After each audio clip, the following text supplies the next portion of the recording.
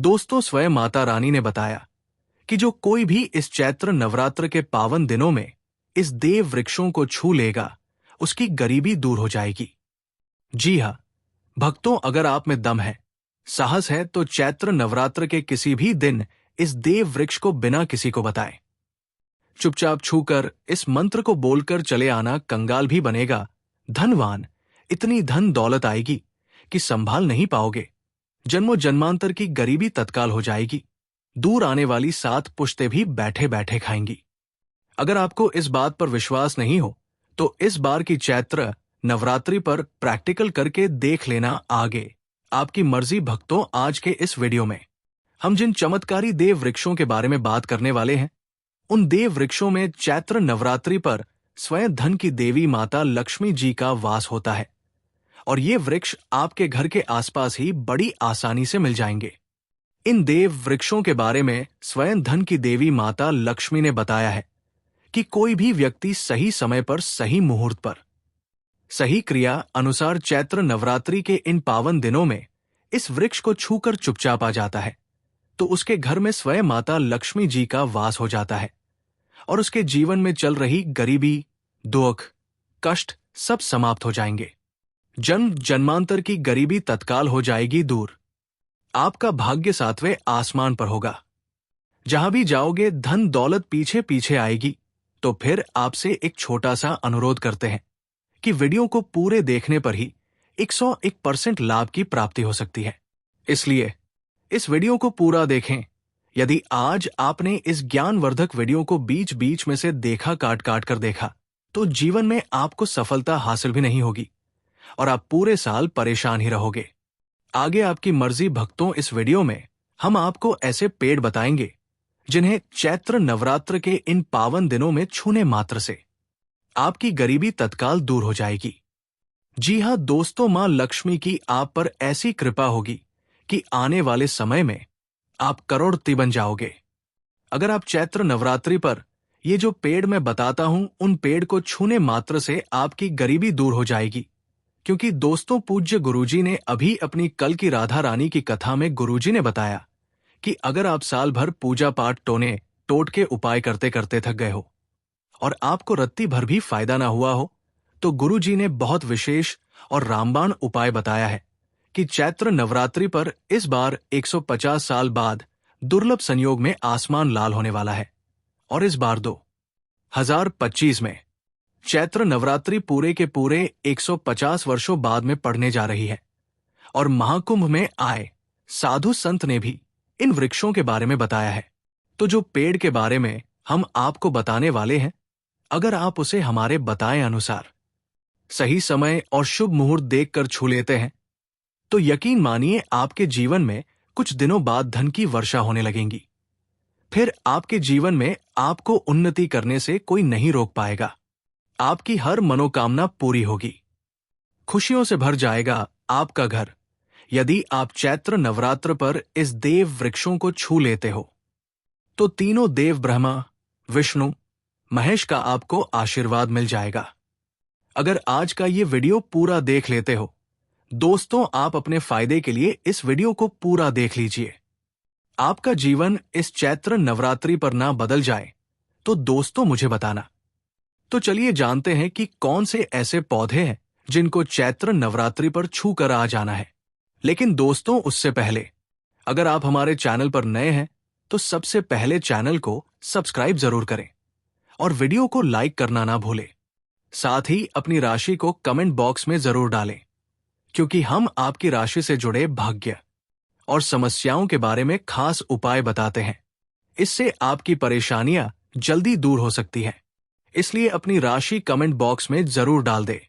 तो चलिए भक्तों, अब हम इस वीडियो पर ज्यादा बकवास ना करते हुए वीडियो को शुरू करते हैं। देखिए दोस्तों, हिंदू संस्कृति में कई तरह के पौराणिक मान्यताओं को महत्व दिया गया है कि कई ऐसे पेड़ पौधे होते हैं जो कि देव वृक्ष कहे गए हैं और काफी शुभ भी माने गए हैं। प्रकृति में मौजूद कई ऐसे पेड़ पौधे होते हैं जो कि हमारे जीवन में चल रही परेशानी को दूर कर देते हैं। खास बात यह है कि पेड़ पौधे की ना सिर्फ लोग पूजा करते हैं, बल्कि औषधि के रूप में भी प्रयोग करते हैं। ये कई प्रकार की बड़ी से बड़ी बीमारी को ठीक करते हैं और वेद प्राणों में भी कई प्रकार के पेड़ पौधों का उल्लेख है। भक्तों, यदि आप भी चैत्र नवरात्रि के पावन दिनों में इन वृक्षों को छू लेते हो तो आपको महादेव का ऐसा आशीर्वाद मिलेगा जिससे कि आपके जीवन की समस्त परेशानियां दूर हो जाएंगी। दोस्तों देखिए, बात ऐसी है कि हमारा काम तो है सलाह देने का, हम तो केवल सलाह ही दे सकते हैं। अब आप इसको मानो या ना मानो, आपकी मर्जी। लेकिन भक्तों, एक बात जरूर कहेंगे कि अगर मान लोगे तो आपका बेड़ा पार हो जाएगा। भक्तों, ज्योतिष मान्यताओं के अनुसार गुरुजी ने कहा है कि इस चैत्र नवरात्रि पर स्वयं दुर्गा माता इस चमत्कारी पौधे पर विराजमान रहेंगी, जिसकी बात आगे हम इस वीडियो में करने वाले हैं। और अगर आप इन थपेड़ों को हमारे बताए अनुसार बिना अपना ज्यादा दिमाग लगाए बिना अपनी बुद्धि चलाएं, इनको छूकर आ जाते हैं, तो इसी से आपका बेड़ा पार हो जाएगा और उसी वक्त तीनों देव ब्रह्मा, विष्णु, महेश का आशीर्वाद आपको तुरंत मिल जाएगा। फिर आपको धनवान बनने से स्वयं विधाता भी नहीं रोक पाएंगे। भक्तों, हम उन चमत्कारी वृक्षों को बताने से पहले हम आपको चैत्र नवरात्रि के बारे में जानकारी दे देते हैं, ताकि आपको उन देव वृक्षों को छूने के लिए सही शुभ मुहूर्त का पता लग जाए। आइए जानते हैं। जैसा कि आप सभी जानते हैं कि चैत्र नवरात्रि की शुरुआत 30 मार्च से हो चुकी है और इसका समापन 6 अप्रैल को होगा। इसी दिन कन्या पूजन भी किया जाएगा और इसी दिन नवरात्रि का समापन होगा। इस बार नवरात्रि के 8 दिनों में 31 मार्च को 2 व्रत एक साथ पड़ रहे हैं, यानी कि मां ब्रह्मचारिणी और मां चंद्रघंटा की पूजा एक ही दिन होगी। ऐसे में ये नवरात्रि 8 दिन की होगी मित्रों, और चैत्र नवरात्रि में होगी। इस बार दुर्गा माता हाथी पर सवार होकर पृथ्वी लोक पर पधार चुकी है। हमारे हिंदू सनातन शास्त्रों में वर्णित है तथा मान्यताओं के अनुसार अगर नवरात्रि पर यदि माता दुर्गा का आगमन उनके वाहन सिंह पर नहीं बल्कि हाथी पर होगा, तो मान्यता है कि माता दुर्गा का हाथी पर सवार होकर आना बहुत ही शुभ और कल्याणकारी होता है। जीवन सुखमय हो जाता है, भक्ति का भरपूर लाभ भक्त जनों को मिलता है, आत्मा को सुकून मिलता है, दुर्गा मां भरपूर आशीर्वाद देती है। चलिए अब हम आपका ज्यादा समय बर्बाद ना करते हुए बताते हैं कि कौन कौन से पेड़ पौधे को छूना चाहिए। दोस्तों, हमारे हिंदू धर्म में दुर्गा माता के अनेक स्वरूप कहे गए हैं, जिसमें वृक्षों को भीमा देवी के स्वरूप कहा जाता है। तो आज मैं आप लोगों को ऐसे वृक्ष के बारे में बताऊंगा जिनको चैत्र नवरात्रि के पावन दिनों में छूना बेहद शुभकारी बताया गया है। चैत्र नवरात्रि में इनको छूने मात्र से शत्रु दोष, कर्ज दोष, गरीबी दोष सब समाप्त होते हैं। चैत्र नवरात्रि का दिन माता रानी को प्रसन्न करने के लिए सबसे अच्छा समय माना जाता है और चैत्र नवरात्रि के पावन पर्व में कुछ ऐसे वृक्ष हैं जो कि देव वृक्ष कहे गए हैं, देवी वृक्ष कहे गए हैं।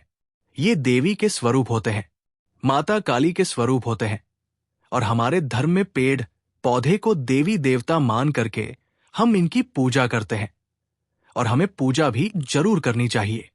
विज्ञान भी कहता है पेड़ पौधे मनुष्यों को फ्री में प्राण वायु प्रदान करते हैं और पेड़ पौधे हमें ऑक्सीजन देते हैं और हमारे जो कार्बन डाइऑक्साइड होता है उसे ग्रहण करके सभी प्रकार की जितनी भी नकारात्मक चीजें होती है उसे अपने अंदर में स्वयं सोख लेता है और हमें ताजगी प्रदान करता है। और चैत्र नवरात्रि के समय में कुछ ऐसे पेड़ पौधे हमारे धर्म शास्त्र में कहे गए हैं जिनको छूने मात्र से व्यक्ति के बंद किस्मत के ताले खुल जाते हैं, व्यक्ति का सौभाग्य चमक जाता है। हमारे शास्त्रों में पेड़ पौधों को बहुत ही गुणकारी कहा जाता है क्योंकि इनमें साक्षात देवताओं का वास होता है। अनेक बीमारियों का उपचार पेड़ पौधों में ही छुपा है। पेड़ पौधों में कई जड़ी बूटियां पाई जाती हैं और भगवान श्री कृष्ण ने गीता में स्वयं कहा है कि वृक्षों में मैं पीपल का वृक्ष हूं। पीपल के वृक्ष को वृक्षों का राजा कहा जाता है क्योंकि पीपल वृक्ष की जो आयु होती है सबसे ज्यादा होती है, सबसे अत्यधिक होती है। पीपल वृक्ष सर्वशक्तिमान होता है, पूजा पाठ में अत्यधिक इसका महत्व होता है। तो चलिए आज मैं आप लोगों को चैत्र नवरात्रों में छुए जाने वाले वृक्ष के बारे में बताऊंगा, तो कमेंट में जय माता रानी अवश्य लिख दीजिए, क्योंकि जब माता रानी का नाम लिखा या बोला जाता है तो माता दुर्गा उस व्यक्ति से बहुत ही जल्दी प्रसन्न हो जाती है। दोस्तों, हमारे धर्मशास्त्र में अनेक ऐसे वृक्ष हैं जिन्हें कल्याणकारी और मंगलकारी माना गया है। ये वृक्ष केवल पर्यावरण के लिए नहीं, बल्कि हमारे जीवन के लिए भी बेहद महत्वपूर्ण होते हैं।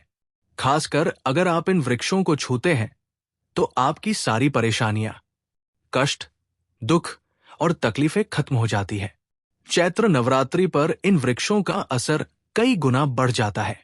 इस दिन शक्ति धरती लोक में आ जाती है और इस दिन हर वस्तु में प्राण और चेतना का संचार होता है।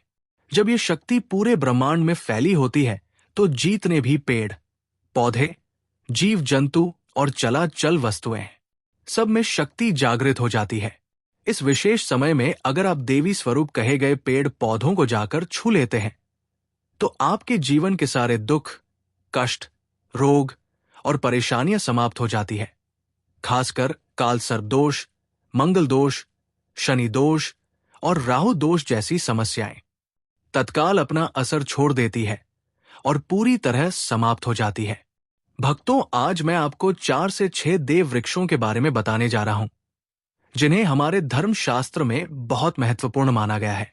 ये चारों वृक्ष आपके जीवन में सुख, समृद्धि और खुशहाली लाने के लिए बेहद प्रभावशाली होते हैं। इसलिए इस वीडियो को ध्यान से देखना, क्योंकि अगर आपने इसे बीच बीच से काट कर देखा तो बाद में आपको पछताना पड़ सकता है। चैत्र नवरात्रि का पर्व ऐसा है जब आपको लंबी लंबी पूजा पाठ करने की जरूरत नहीं होती। बस अगर आप इन विशेष वृक्षों को चैत्र नवरात्रि के पावन दिनों में सही तरीके से छू लेते हैं और उनका आशीर्वाद ले लेते हैं तो आपकी सारी समस्याएं और गरीबी खत्म हो सकती है। ये वृक्ष इतने शक्तिशाली होते हैं कि आप अपनी आंखों से इनका असर देख सकते हैं। और खास बात यह है कि ये सारे देव वृक्ष आपके आसपास आसानी से मिल सकते हैं, तो आप इन्हें अपने घर के पास से ही ढूंढ सकते हैं। अब वीडियो में आगे बढ़ने से पहले अगर आपने अभी तक कमेंट बॉक्स में जय माता रानी नहीं लिखा है तो कृपया कमेंट में जय माता रानी जरूर लिखें। इससे हमें बहुत अच्छा लगता है जब आप हमारे वीडियो में कमेंट करते हैं और उसे लाइक करते हैं।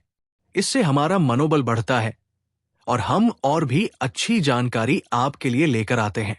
तो अब हम बात करते हैं कि कौन से वे 3 वृक्ष हैं जिन्हें हमें चैत्र नवरात्रि के पावन दिनों में छू कर आना चाहिए।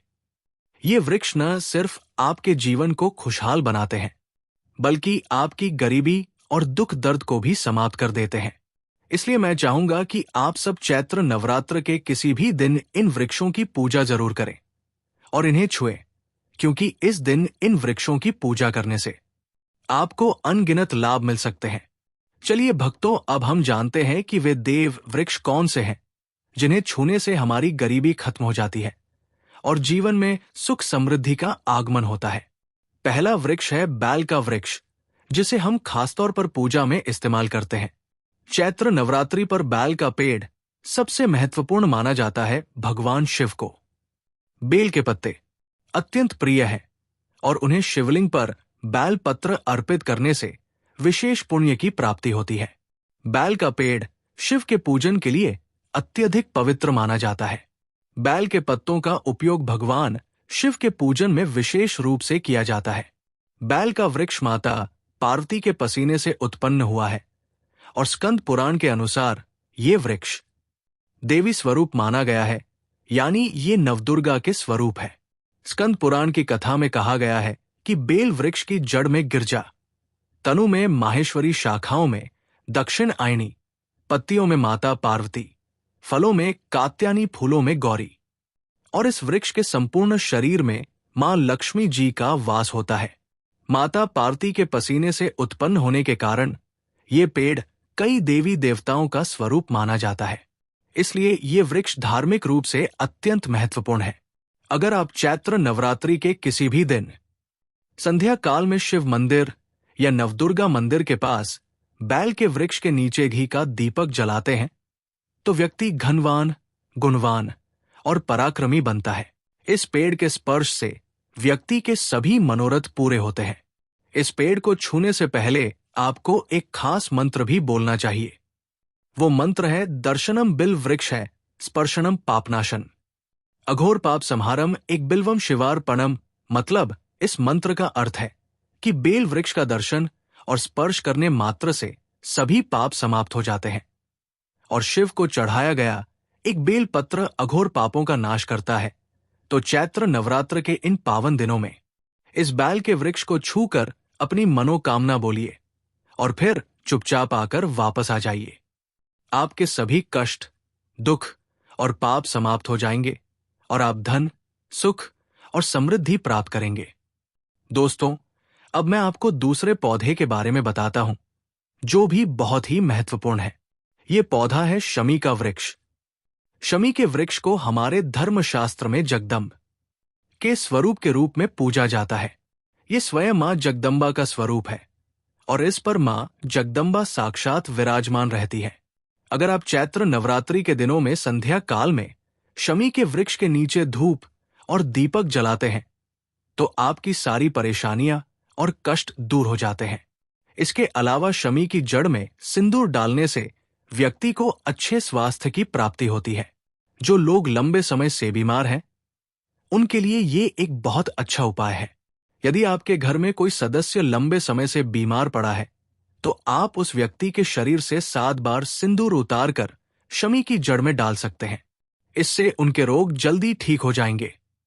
इसके अलावा यदि आप बीमारी से बचना चाहते हैं और निरोग रहना चाहते हैं तो शमी की जड़ में सिंदूर डालने से ये आपका रोग नाश कर सकता है।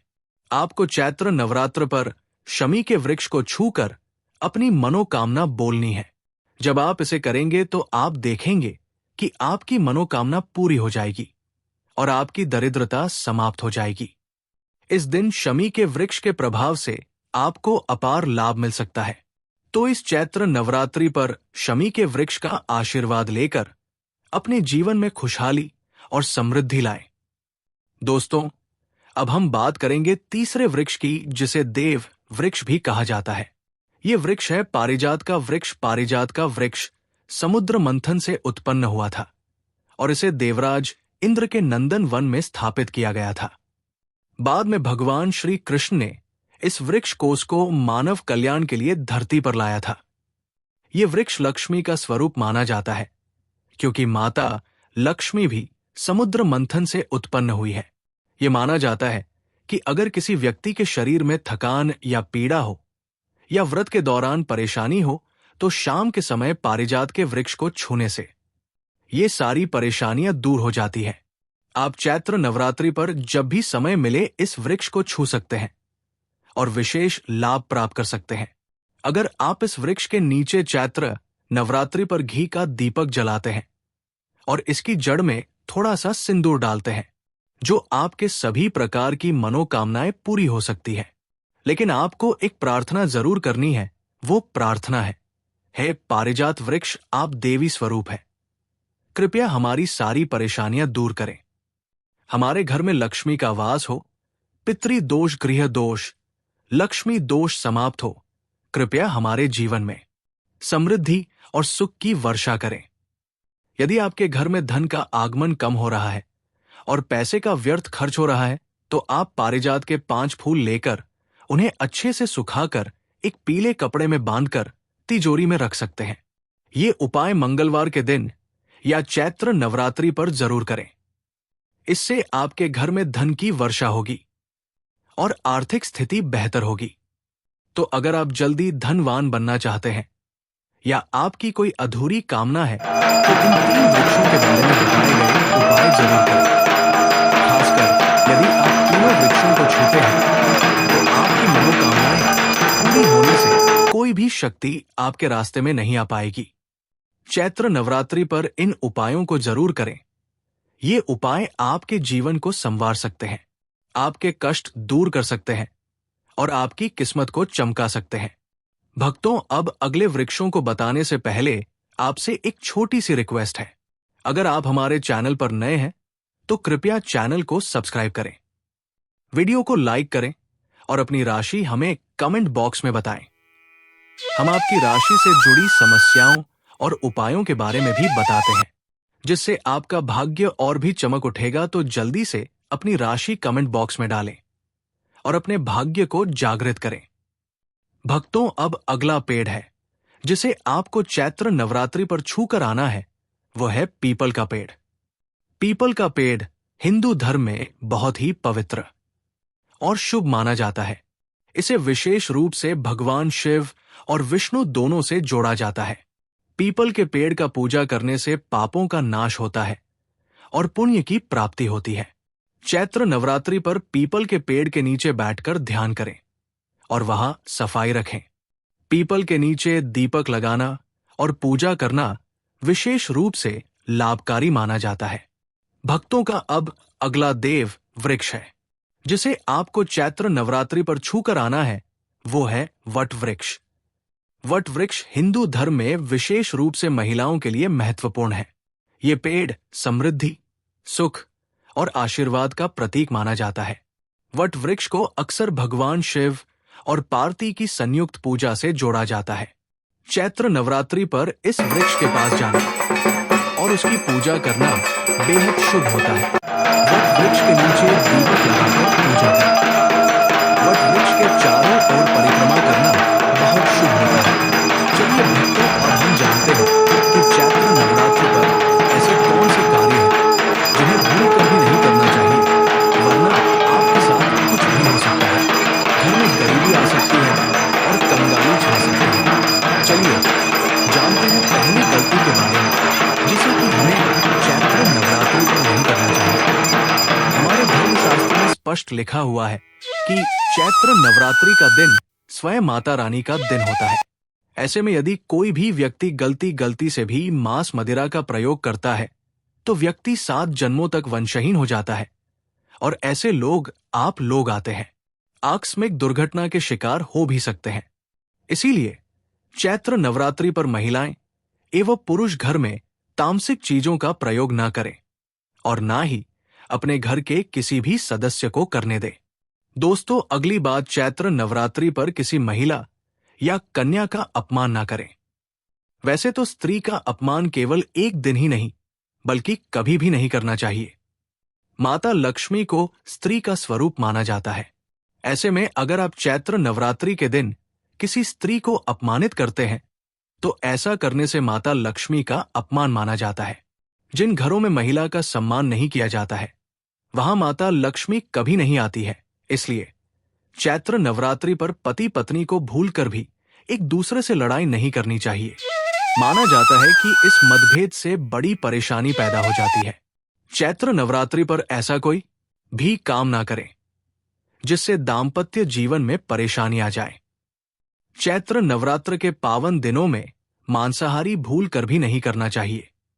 इसके अलावा इस दिन अल्कोहल पीने से भी बचना चाहिए। अगर संभव हो तो चैत्र नवरात्रि पर पूर्ण सात्विक भोजन करें।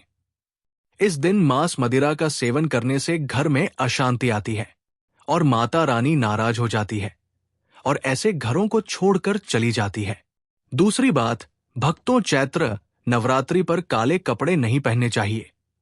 चैत्र नवरात्रि के दिन काले रंग के कपड़े पहनना भी अशुभ माना जाता है, क्योंकि काला रंग नकारात्मक ऊर्जा का प्रतीक होता है और इसे तामसिक गुण से जुड़ा हुआ माना जाता है। इस दिन साधक को सफेद, पीला हरा या अन्य हल्के रंग के कपड़े पहनने चाहिए। भक्तों, तीसरी बात, भक्तों, चैत्र नवरात्रि पर बाल और नाखून काटने से बचे। चैत्र नवरात्रि पर बाल और नाखून काटना भी अशुभ माना जाता है। ये दिन पवित्रता और तपस्या का होता है और शरीर को अपवित्र करना इस दिन के उद्देश्य के विपरीत है।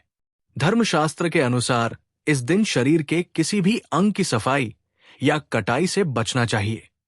ये दिन ध्यान, साधना और माता रानी के प्रति निष्ठा का होता है, इसलिए इस दिन इन कार्यों से दूर रहना चाहिए। चैत्र नवरात्रि के दौरान शादीशुदा महिलाओं को या किसी भी महिला को एकदम सफेद रंग के कपड़े पहनकर पूरी तरह से है पूजा पाठ नहीं करना चाहिए। साथ ही साथ एकदम काले रंग के कपड़े भी नहीं पहनना चाहिए। इससे पूजा, व्रत आदि खंडित हो जाती है, क्योंकि रंग को शोक का प्रतीक माना गया है। भक्तों, माता की चौकी जब आप लगाएं तो उसके नीचे कागज नहीं लगाना चाहिए। माता की चौकी हमेशा लाल कपड़ा बिछाकर ही बनाना चाहिए। हमेशा याद रहे, नवरात्रों के इन 9 दिनों तक श्रद्धालु उसको अपना आसन चौकी के आगे ही लगाना चाहिए। और यदि आपने नवरात्रि में माता की चौकी स्थापित की है और जवारे बोए हैं तो उसे नवरात्रों के दौरान अकेला नहीं छोड़ा चाहिए। ऐसा करना बहुत ही अशुभ माना जाता है। इससे दुर्गा माता नाराज हो जाती है और हमेशा के लिए चली जाती है। भक्तों, अब बात करते हैं दुर्गा मां को नवरात्रि में कौन सी चीजें चढ़ाना चाहिए और कौन सी चीजें भूल कर भी नहीं चढ़ाना चाहिए। भक्तों, भूल कर भी दुर्गा मां को ये चीज कभी अर्पित मत करना, नहीं तो सारी जिंदगी बर्बाद रहोगे। जिंदगी भर रोने के अलावा कुछ नहीं मिलेगा। भक्तों, नंबर 1, नारियल। हिंदू धर्म में नारियल को सुख, समृद्धि, धन, श्रद्धा और सम्मान का सूचक माना जाता है। नारियल को श्रीफल भी कहा जाता है। नारियल का हर मांगलिक कार्य में विशेष महत्व होता है। भक्तों, जैसे कि हम सभी जानते हैं कि दुर्गा मां के कई मंदिरों में नारियल से बलि भी दी जाती है और दुर्गा मां के पूजन में नारियल का इस्तेमाल हम सभी करते हैं। खासकर कलश की स्थापना नारियल रखकर ही की जाती है। दुर्गा मां के पूजन में हम नारियल इस्तेमाल करते समय कुछ गलतियां कर बैठते हैं।